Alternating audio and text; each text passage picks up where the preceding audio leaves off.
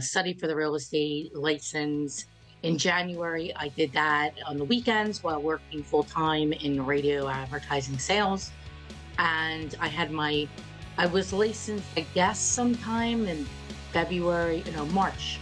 I had my first closing at the end of March and for $399. And my second closing was 4 units. It was $1,050,000 in 2004. I was still employed in radio until February 2005. My first year from March through December, I did 17 sides. And my second year, which I started full-time February 5th, 2005, I did 38 sides.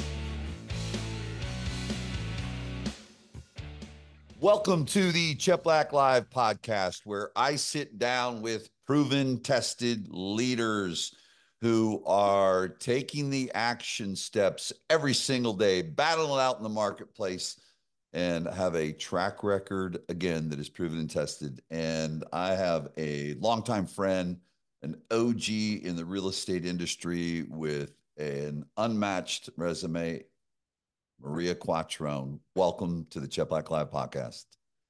John, I'm honored to have you on the podcast today. It's been a long time coming, and I'm ready to give it all.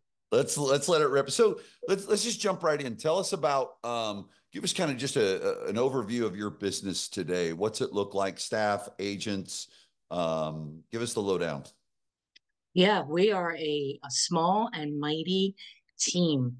So we have a field service person full-time, our broker of record, who is also my listing partner, Dara. We've been together for 8 years almost. And we have 2 assistants that work virtually, Riza and Apple. And Andrew is our amazing assistant in the office, handling all office things that come his way. And then Nadia and Tanya are agents, and Chip, of course, is my husband, but my partner, and helps me with everything. And that's pretty much our makeup today. Awesome. And how long ago did you get in the business, and what industry did you come from? So I celebrated my 20th year in March of this year. And prior to real estate, I was an account manager for a group of radio stations for 11 years. So I sold airtime. And I figured, well, if we can sell air, we pretty much can sell anything to anybody. So 31 years in sales and marketing, and, overnight success, John. What was talk about your first year in the business? Was it struggle? Did you hit the ground running? Or was it, hey, it was struggle, but I had success out of the gates? Give us that first 12 months in the real estate business. Take us back there. So in 2003, I had decided, I talked to some people in real estate. A very good friend actually said to me, "You'd be great." And I'm like, I don't know. I see people walking around with signs. It's weird. I really don't know. And he said, "I really think you should talk to my partner, Steven." So I did. And that was in November of 03. And by December, I decided that I was going to study for the real estate license.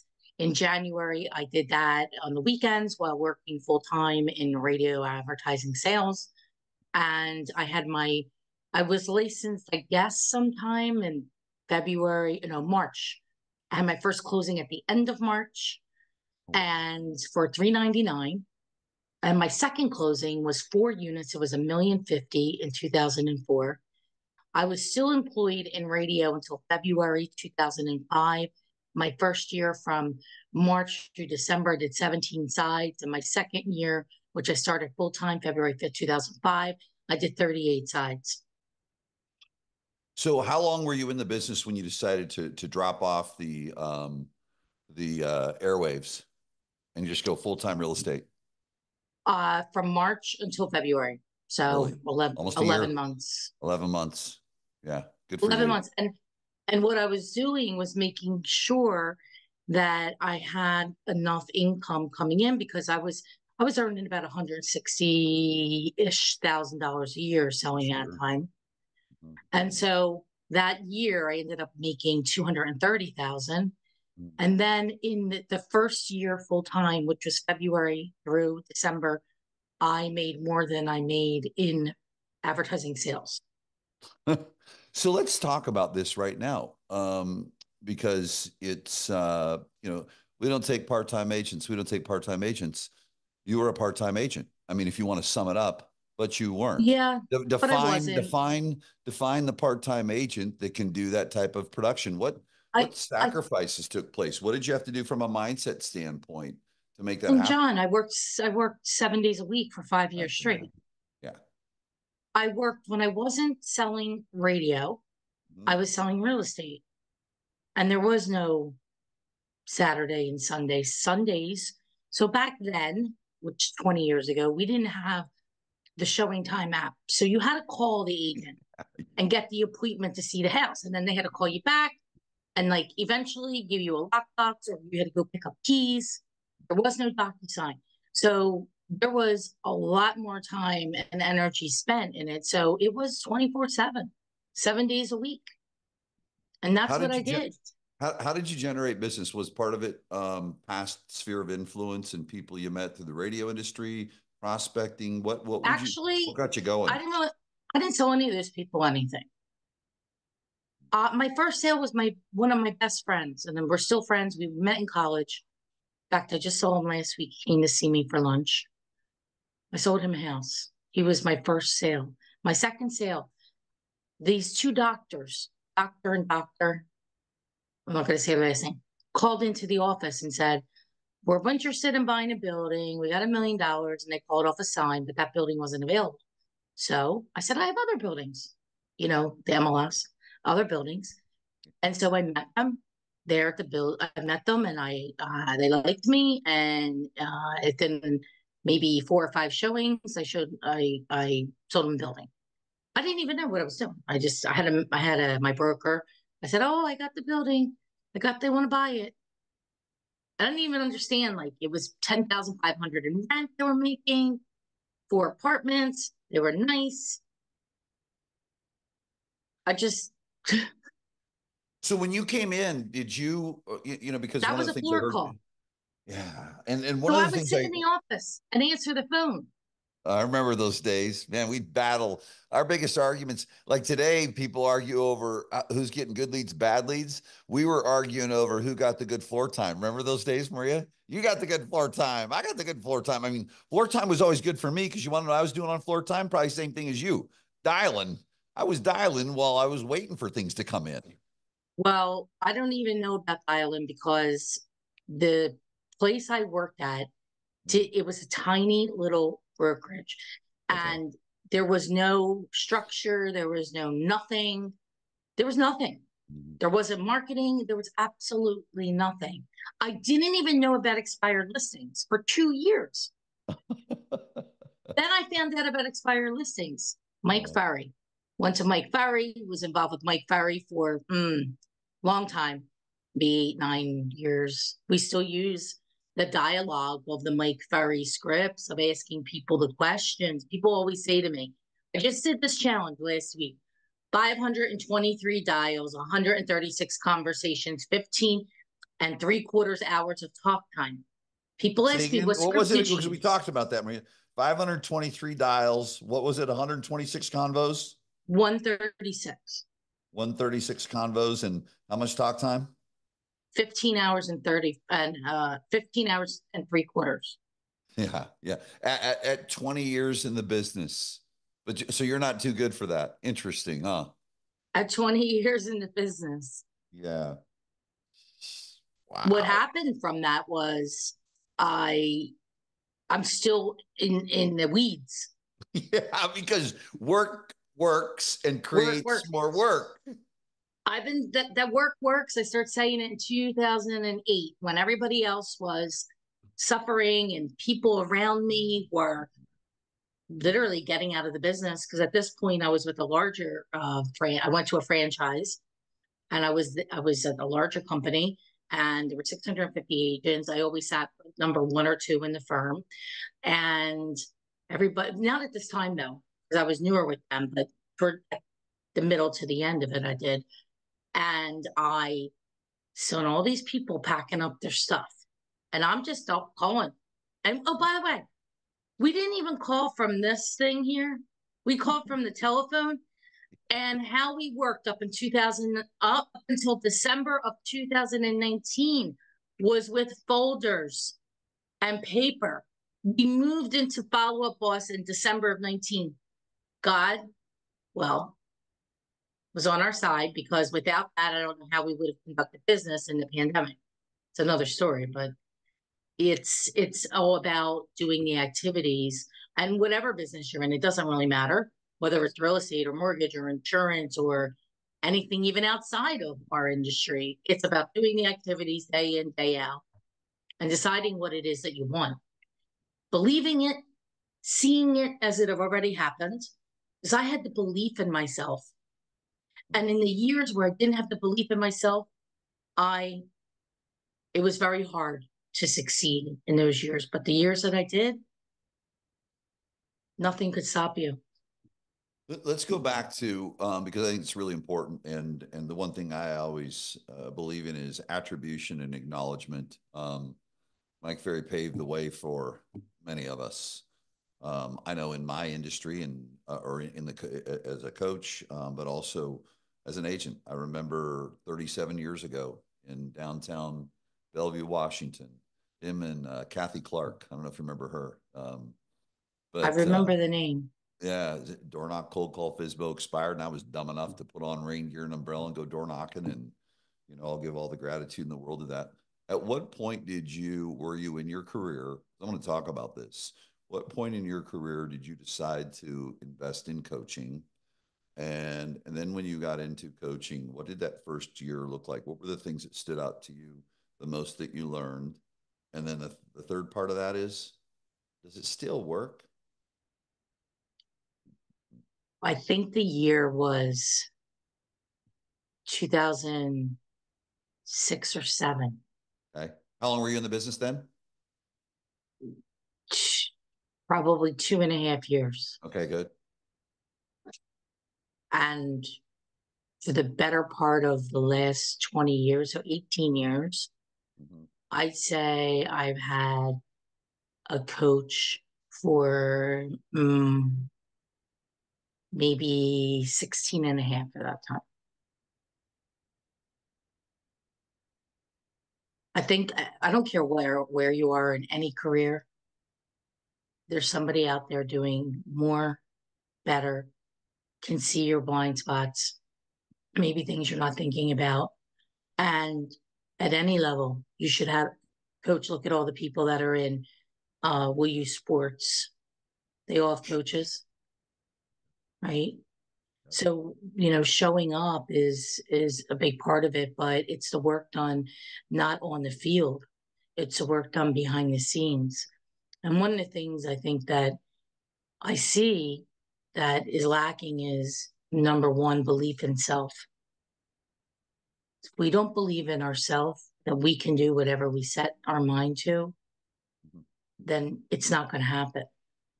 So, number one thing to focus on is your personal development of believing in self and believing that nobody's coming to save you.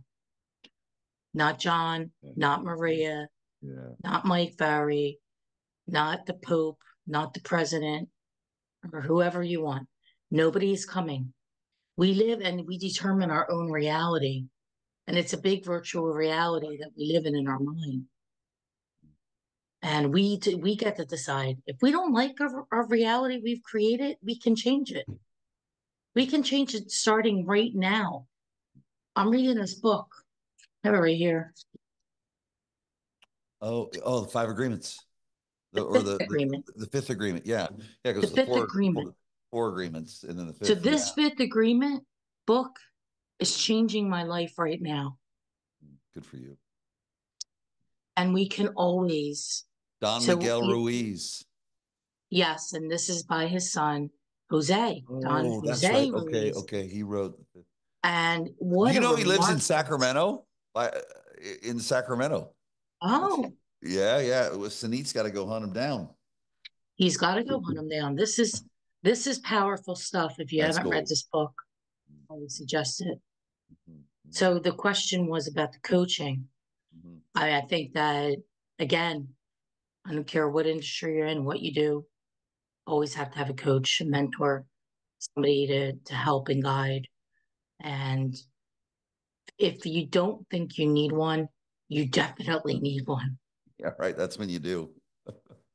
Well, you and I talk about it all the time. I've this year, over the last 18 months, I've invested more than ever in a 12-month time frame. And it wasn't at a time because the market changed and I was struggling. It was at a time where the market's changed, I'm growing. And so I've got to be with people that are going further than I am and have gone further than I have and have gone there before me. They show me the way. We always need a guide. Or What did you, if you take a look at the many, and that's the neat thing with Mike as you go back to it. Mike's got, I don't know, maybe Mike was the originator of Nike, or I don't know if Just Do It was out there when Mike came out of the gates. But you know, that was Mike's basic thing is just do it. If you really break it down, he kept it really simple. What would you say are the things today that you know, because so many people get caught up in I'm an innovator and I'm going to do it different. I'm going to leverage myself. What are the things that, you know, 20 plus years ago, 20 years ago, that you were taught by Mike and you took action on that built your business 100% still work today? talking to people, right? Talking to people. And the lowest hanging fruit in our industry, expireds, for sale by owners, investor business. You know, you want to find the people that are the most motivated today, the closest to the dollar. Um, I think expireds, we still do. I still do a lot of expireds. Still do a lot of expireds. It's actually probably the bread and butter of our business. So those the same approach and dialogues from 20 years ago still work today? Indeed, the Ta-da! questions don't change. They don't. The questions don't change. No, How no. soon do you how soon do you need to go to the next place? Yeah, What's bringing you there? yeah. What do you think happened the last time around in the sale? I What love do you it. I think mean, I stopped can it I, from can- I can still selling? remember being on doorsteps. My thing that I hit, so I was probably off script to go, I'd knock the door and I'd say, "Hey, I'm John Cheplak with Winterberry Real Estate. When do you plan on moving?" Never. Great. If you were to move, where would you move to? We'd move over to Puyallup. Awesome. Good. And how soon did you need to be there? Well, in about 6 months. I mean, you know, Marie, you just sit in the box, man. It's Yeah. it's awesome. So you ask the questions and then you Mhm. listen. I think one of the things that people want to do is just barrel through the questions instead of understanding Active really, listening. Active listening. really what they're saying. Mhm. Read between the lines and also Mhm. what they're not saying and That's dig a really little deeper. good. That's really good because the most dangerous objection is the unspoken one. I was thinking about it this morning. And people want to say, well, what are you going to do to sell my home? And then, you know, agents go on and on and on. And I'm like, thinking about that. I said, well, I sold 3,500 of them. Do you want to know exactly step by step what I'm going to do? Or do you want to let me just do my job? Because are you going to ask the doctor, like, or the dentist, can you tell me exactly how you're going to extract my tooth out of my mouth? You ask the attorney exactly what are you going to put in the brief that you need to write for the, you know, are you going to ask them step by step what they're going to do? It's Right, ridiculous. right, right, right. It's ridiculous. Think about that. Really? Yeah. Are you going to ask the accountant, give me all the steps that you're going to take to do my taxes? Do you really care? Do you really want to know? Yeah. Or are you going to trust that they're going to get them done? There's this thing in real estate that I don't think sometimes people just call around to find the person that agrees with them, that says what they want to hear, rather than what they need to hear. Yeah. So good. And I ask for permission to tell them the truth. I tell you the truth. It's never going to happen in this way. Yeah. And I think people are afraid to tell the truth. I think a thing about being impeccable with your word, following through, you know, doing what you say you're going to do. It Yeah. sounds so simple, Yeah. but yet doesn't happen. And you don't have to take every listing. I turned down a listing for 1.5 million because I didn't believe I could perform the way that the seller wanted me to perform. Mm. And I didn't want the anxiety and frustration from the get go for myself or the office. And I think you need to start to listen to your instinct and your gut to do the right thing. And you don't always have business. It's opportunity cost. Another person yesterday or the day before, they said commercial deal, ground up, new construction, 64 unit building that is shovel ready. So it's not built. It's a piece of dirt at the moment, but it's permitted, literally building permits in hand. How many people right now with the current interest rate and in Philadelphia with 9,000 units rentals on the market or coming to the market are buying a piece of land for top dollar $30 a door, so one around 1.8 million ish, 1850. And their rebuttal to us, because we asked a lot of questions and some of them they didn't like, was like, well, if you're only going to sell it for 1.6, then we're only going to pay you 2%. And I said, well, that makes absolutely no sense whatsoever. Why should we have to share in your downfall of a business decision that you made? And we're not miracle workers, right? We're not magic. So why? And this is like the mindset of people. Yeah. And this is after like 3 hours of three different conversations. I said, I don't even want to deal with these people. I don't care it's 20. Because if I don't sell it, I lost all that time and energy that I could have been working on my book or something else I want to do. Yeah. I don't need to work with everybody. I don't need to justify my fees constantly to people. I'm not doing it. Go waste somebody else's time. You already wasted two other brokers' time. You bitched and complained about them. I'm sure you'll do the same about me. People show you who they are. Listen. They always do. How did you and I think it's remarkable and it's interesting. I see great parallels with you and my mom too. I mean, you jumped into in this, I think it's this man's world that people think that business is the man's world. And, I was raised by a single mom and am a massive endorser of women in business. My mom jumped right into business brokerage, not a place for women, right? It was a good old boys business And and just it still is and highly. crushed it. You jumped into like I hope everyone heard you say your second sale was a 4 unit. No, it's not a man's business. It's a person's business. And I've for 36 years being in the 37 years being in the business, I know it, I see it, and believe it, and I think it's important for other women in business and leaders to hear that. How It's did you jump into that commercial space that early? Was it, you know what? This is an opportunity that came. I'm not going to say no. I'm going to go for it and I'm going to learn and I'm going to get the answers and keep going. Talk about that and then talk about what your ratio of business is today, residential versus commercial. What made you go for it? okay. So In a man's world, which is bullshit. it is, but Yeah. it's definitely harder for us to compete, Mm. at least here in Philly. Oh, I But can imagine. forget about that for a second. Let's go Yeah. to why and what happened. Yeah. So I saw all these listings and my name wasn't on them.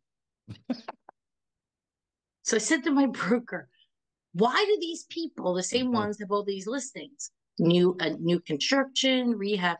He said, oh, the agents find them the deal and then they get it back. I'm like, is that it? He's like, yeah. I'm like, all right, well, I can figure out, I'm good at math, so I can figure out how to do this. Let's see. You buy the land for X, it costs X to build it. I can sell it for X. Investor makes $200,000. That sounds like a good deal. So I went and found those listings, expired listings, for sale by owner listings, absentee owner listings, and they were in areas of that were being gentrified in Philadelphia.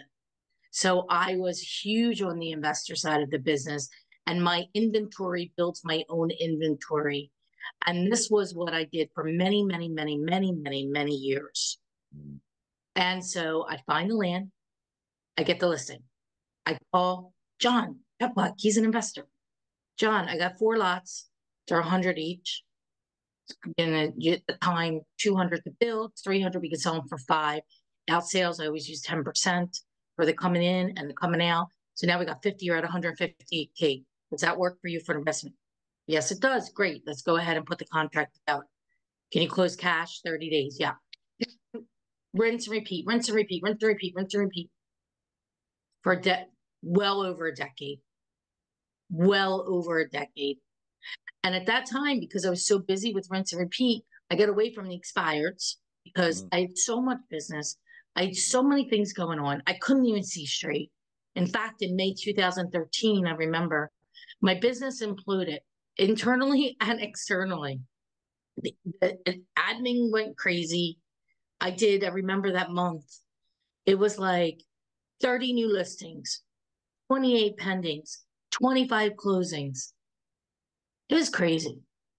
And I had 3 assistants, and they were like, they come into work, they literally would strap themselves in the seat, and they would just go, and I would be appointment, appointment, appointment.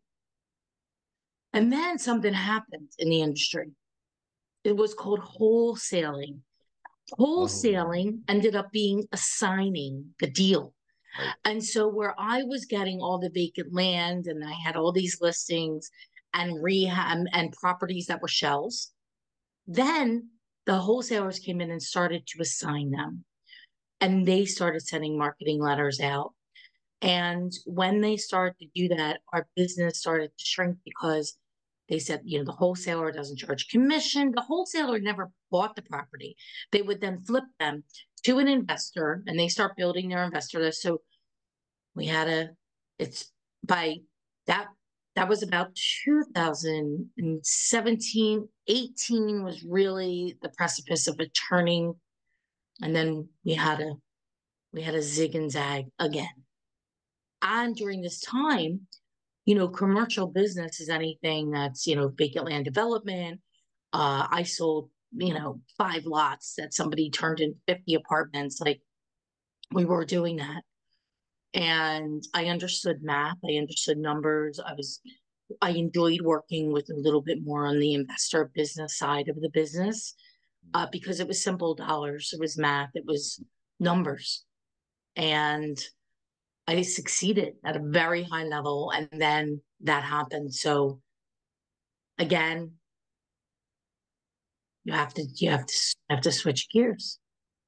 And 1 year in 2000, I guess it was around 18, I had a new client. They wanted to buy like 10, 20 houses a month. They were hoping. We ended up selling them 63 on one client. And about half of those I found for them. So, I was closing a lot. They were small, like 80,000, whatever. But we were handling both sides. We had flat fee. It's not always about, it is always about what you end up keeping, not what you end up paying out. But today I would say that our business is, commercial is taking a big hit, as we all know. We still do it. So this particular client we spoke to about this deal, they called us because there's only 4 sales in this zip code, and we sold 2 of them. One for 2.5 million ish. I forget the exact number. Another one for 1 million, and they were right near each other. And that was in June, and the other one was in July. And there was only 4 sales the whole year, and we sold 2 of the 4. So, we are still doing it. I'd say probably more like 35, 65, 35%, 40% commercial. I don't know. Right Ish. now? Yeah, about maybe 35, 40. I would like to do Well, more. well, in a backfill, Maria, too, and the one thing you're real humble about, haven't you, you've been with Remax for years, and haven't you been top 10 in the country individual agent for As an Remax? individual, yeah. And then Yeah. they made me, even though I was doing individual, they made me switch it to a team, which it Oh, really doesn't make sense because I'm not really a team, but that's what they made me do. sure. Some terrible lady at corporate. Yeah, Uh, because all years you've just got admin underneath you. You've got yeah, this yeah. machine that is. Let's talk about that real So quick. when they made me switch that, my numbers were, it didn't make sense. I'm not going to show up that way as a team because I don't have 20 Mm, agents, 50 agents. I don't, it's not what we do. mm, mm. Let's talk about that because I want people to hear. You've certainly you're on the phones. We talked about that, and you continue to do the prospecting. You operate in the CRM, but talk about your listing process and what you do. You're not going out into typically. Um, you're not typically going out into, let's go to the kitchen table 100 times this month. Talk about that, what you do as far as meeting people and communication and then the process of getting the listing signed and then taking it to market. Because I think it's So the remarkable. first thing, let's say that I'm not setting the appointment, but let's say they call in the office. Okay. We'll do that. They call when they got expired letter, or they found me on Google, or they seen something online on the podcast, or they're in the database already, and now they're ready. Let's just go from that. So they call in and they get in. The intake is done by Andrew or Dara, and they say, you have to speak with Maria. They schedule an appointment. They ask a series of questions that I want answered, or I get on the phone. They then set the listing appointment for me on the phone. Prior to that after that happens, that particular seller will get an email from us with our marketing presentation and an email displaying, a letter from me, basically. When I meet with them on the phone, I determine at that point what the next steps are. The next steps, I basically get the agreement from them if that they're going to list with us or not. So Or I have to do, you're getting commitment on the phone. I'm getting commitment on the phone. So what How happens often, is let me ask you this, is there a percentage of time that it's Zoom face to face or is it phone? Talk about I'm on that the phone. on I'm the on the phone. phone. Okay. I Really good. was doing Zoom during pandemic. Sure. Yeah. And what happened was it was very cumbersome for some people. I have a lot of folks that are older. Um, and plus for me, it was a pain in the ass too, because I could be on the phone and sitting in the kitchen making my lunch, which I do. Standing in the kitchen. I make a lunch every day for Chip and I. So I bring the food and I make the lunch in the kitchen and I'm on my headset and I'm talking to people and I'm cutting up my lettuce and my chicken or whatever I'm putting in there that day. And so I talk to them on the phone and I get the commitment. So, like, for example, last week I talked to uh, Miss Bonnie and said, okay, the tenant's out, finally out, Maria. I said, Miss Bonnie, do you know that I called you in the last 5 years 83 times?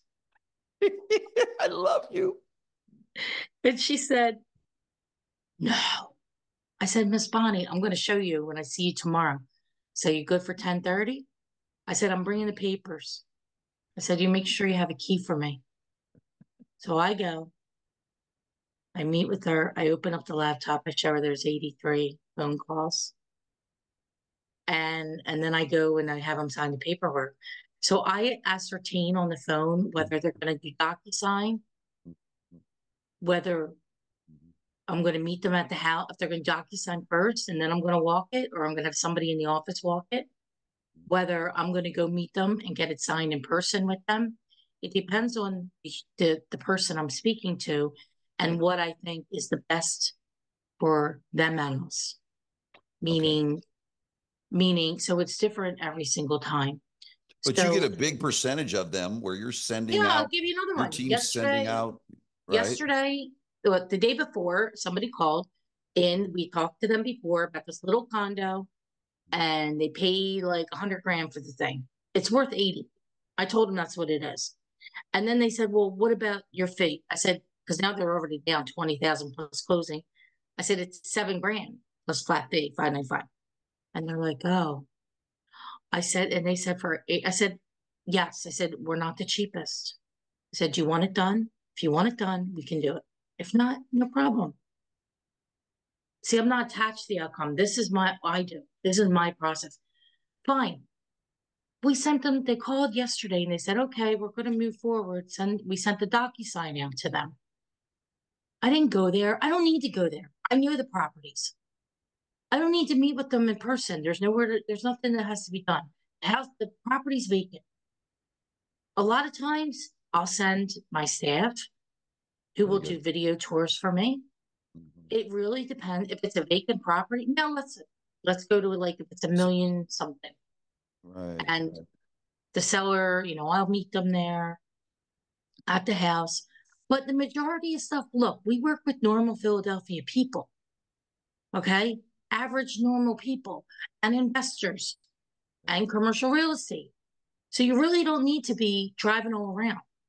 And when I do go places, I'm prepared. I got the papers, 2 sets of papers. They sign both, and I leave them with one. So they're not, it's executed. Yeah, do that. People don't do that. I don't understand. Anyway, and then I go on to the next place. I have my driver, Chip, and I bring my laptop and I work in between. So I'll do comps, I'll call people, I'll do some research I need to do on something, I'll book airline tickets, whatever I have to do. I just like it's my roaming office. We roam How all many around. how many listings you taking right now a month? We have a lot of listings. This week I took 1, 2, 3, 4, 5, 6, 7 so far, and I have I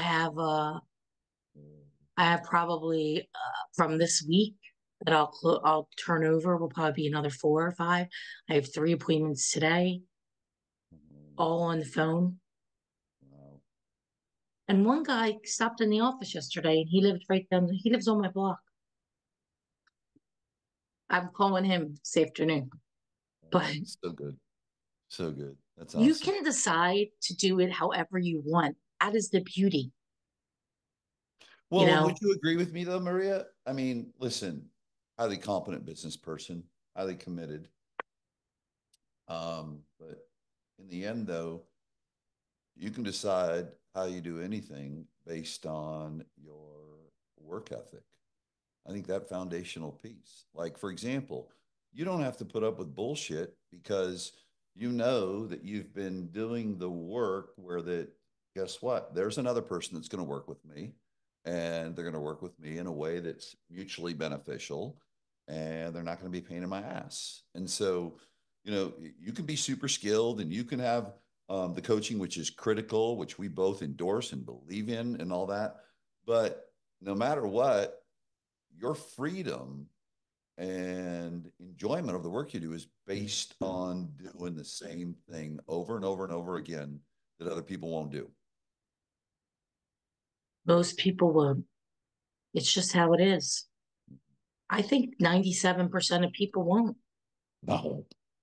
which, John, I had to learn from myself. My frustration with people was because of my expectation of them. They never let us down, Maria. No one ever lets us down. It is our expectation of them that lets us down. Right. So I don't have expectations of, No. if you can't come and meet with me, you say you're coming and you don't come and you cancel. Told you, I said six people. I had one person show up this week out of now eight. They all want to reschedule. And rescheduling 15 minutes before they're supposed to be either on the Zoom or in my office. So first of all, you should have already been there. You're not early, you're late, generally, especially when you're meeting. Like that's the other thing. I always show up like at least 10 minutes early to people, even if they're not there. One, I want to get in and out, and I'm not there long, unless less than 30 minutes. Although sometimes people keep me there for an hour, but that's generally not It's going to happen. sure. Sure. It sometimes happens. What I would say is that you have to decide what it is that you want, Mm. and you can change it too. You don't have to do it the same way you've done it. Like people are astonished that I do all these signs and, you know, I don't go places. I'm like, okay, Angela, go to that 5 unit building because he does a virtual tour. Let me see the tour. I already know the numbers. It doesn't matter. It, it really doesn't. The houses are all the same. They're either 14 by wide, 40 deep, 15 wide, 50 deep, 16 wide, 60 deep. This is the average. Do we live in a city that's attached to its row houses? Even in subdivisions, it's not very difficult. Yep, but that's because when you're doing it for 20 years and selling hundreds of homes a year, you kind of, it really doesn't change. No, it doesn't. It doesn't.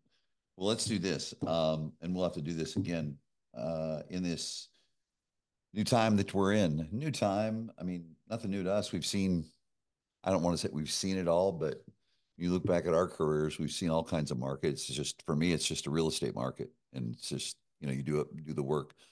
Uh, if you and I are having a conversation 12 months from today, and we're looking at the agent and the marketplace that we're in today, what would you say? Because certainly you've interview agents, meet with agents, you're talking to agents all the time. You see people that are doing well, you hear people that aren't and complain. And what would you say is going to be the number one determiner of someone's success? I mean, listen, Kamala may get in office, Donald Trump may get up. Who cares? Rates may go up, they may go down. Who cares? But in this current condition that we're in, who's the agent that's going to make it 12 months from today, and who's the agent that's not going to? Well, number one, commitment, and consistency, belief. Those three things: commitment, consistency, belief. Creating the habits, creating it is a habit. Calling is a habit.